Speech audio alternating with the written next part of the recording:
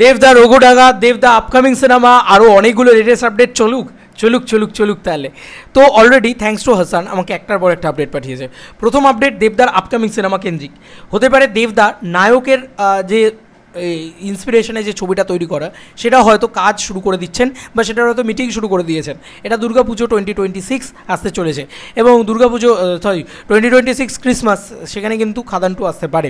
ঠিক আছে, এটা কিন্তু একদম কোথাও গিয়ে 99% কনফার্ম ধরে রাখো, খাদান 2 কিন্তু আসবেই।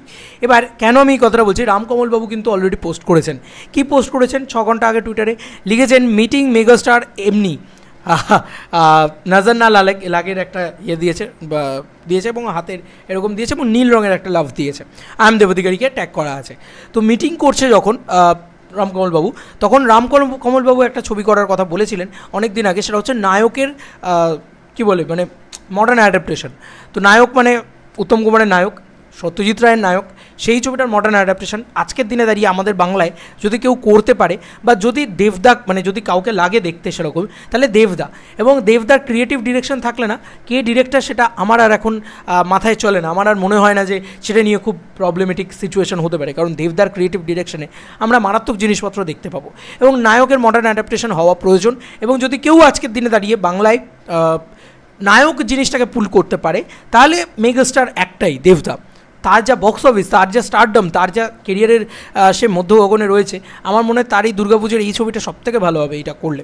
তো আমি তো প্রচণ্ড এক্সাইটেড। দেখা যাক যে দেব এবং রামকমল বাবুর একটা ছবি কিন্তু একসাথে হওয়ার চান্স এখান থেকে তৈরি হচ্ছে।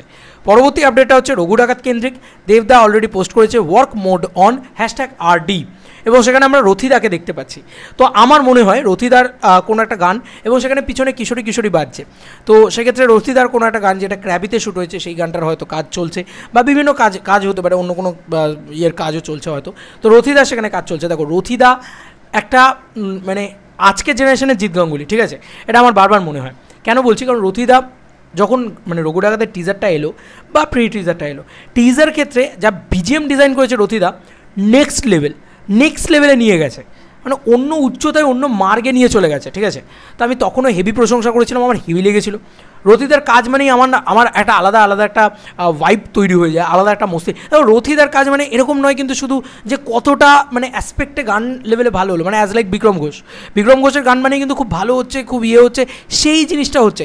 মানে ব্যাপারটা হচ্ছে যে খুব ক্রিটিক্যালি অ্যাক্লেমড হওয়া আর মাস লেভেলে ওয়ার্ক করা, দুটোই একসাথে। মানে ক্রিটিক্যালি অ্যাক্লেমডও হচ্ছে রথিদার কাজ এবং মাস লেভেলে ওয়ার্ক করছে। তো এই মাস লেভেলে ওয়ার্ক করা, সেই মাস লেভেলে ওয়ার্কটাও কিন্তু রথিদা কিশোরীর মতন গান দিয়ে করে দিয়েছে। তো আই হোপ সো যে আবার একটা ওরকম গান বা ওরকম কিছু আমরা দেখতে, বা হয়তো আরও অন্যরকম কিছু, মানে আরও বড় কিছু, মানে রঘু ডাকাতের ক্ষেত্রে আরও বড় কিছু দেখতে পাবো, কারণ মাস অবতারে মেগা স্টার জেগেছে এবার। তো ওই যে জিনিসটাকে রথিদা মাথায় রেখে করছে, জয়কালী যখন এসছে যতটুকু ধুম শুনেছি আমরা পাগল হয়ে গেছি, তাই তো। এবং রথিদার ক্রিয়েশনে রঘু মানে এই গানটা রঘু ডাকাত, হাই আলাদাই মস্তি পেয়ে গেছি আমরা। তো এইখানে আবারও যে মানে দেবদা যে একদম বিজিএম লেভেলে কাজ করছে, আমাদের বাংলা রানিরুদ এখন রথিদা, ঠিক আছে। এই জিনিসটা আমার মনে হয়, মানে আমার এটা কোথাও গিয়ে খুব দিক রয়েছে যে আশা করি যে মানে রঘু ডাকাতে আমরা মারাত্মক কিছু পেতে চলেছি। মানে অলরেডি যেটুকু পেয়েছি রথিদার থেকে দারুণ। তো সেক্ষেত্রে অলরেডি এখনও কাজ চলছে। তো রঘু ডাকাত নিয়ে অলরেডি আস্তে আস্তে সুইচ করছে দেবদা, যে সেখানে রঘু ডাকাতের আপডেটস আয়। ফ্যান্সরা রঘু ডাকাত নিয়ে বেশি এক্সাইটেড। দেবদা তুমি ফ্যান্সদের বলো, কিন্তু দাঁড়াও ধূমকেতু নিয়েও তো একটা আপডেট দিতে হবে, ধূমকেতুও তো ক্রেজি জিনিসপত্র করছে। আর দাঁড়াও ধূমকেতু শেষ হোক, তারপর আমরা রঘু ডাকাত নিয়ে আলোচনা করবো। কিন্তু রঘু ডাকাতে অলরেডি কাজকর্ম কিন্তু অলরেডি ভীষণভাবে শুরু হয়ে গেছে, ভীষণভাবে চলছে অলরেডি। এখানে আমরা দুটো স্ক্রিন হাতে, একটা সামনে একটা ল্যাপটপ, তারপর একটা এবং এখানে সামনে আমরা দেখতে পাচ্ছি পিয়ানো টাইপের একটা জিনিস।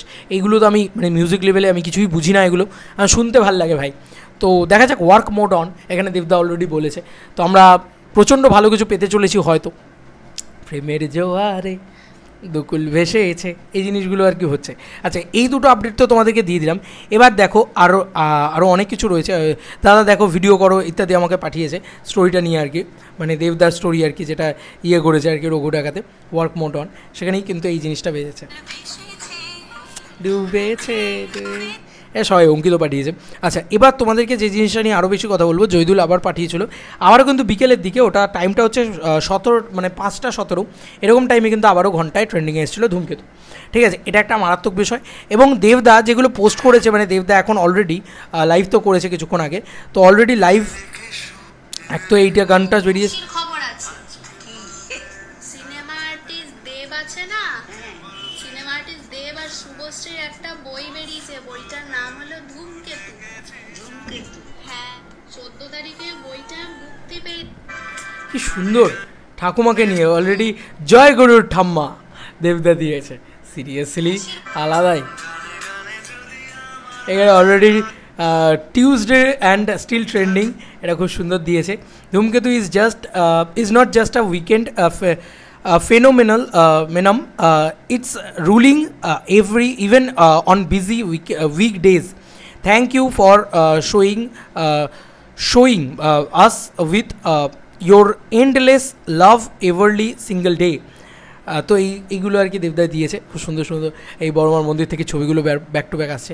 আচ্ছা 75টা হাউসফুল তো এখন আরও বেশি হয়ে গেছে, আমি বুক মাই শোটা খুলবো একবার, এগুলোও তো চলছে।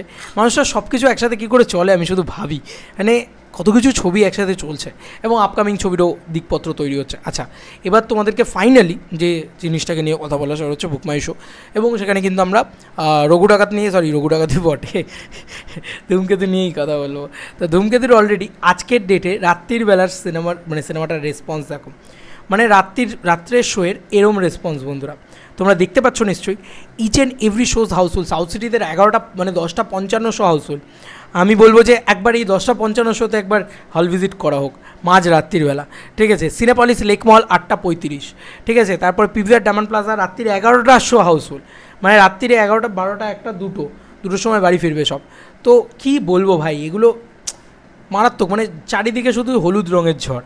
আজকেও কিন্তু প্রায় 150-র কাছাকাছি হাউসফুল যাবে, কালকের থেকেও বেটার আজকের রেসপন্স। চলো বন্ধুরা নতুন কোনো ভিডিওতে দেখা হবে ভাই।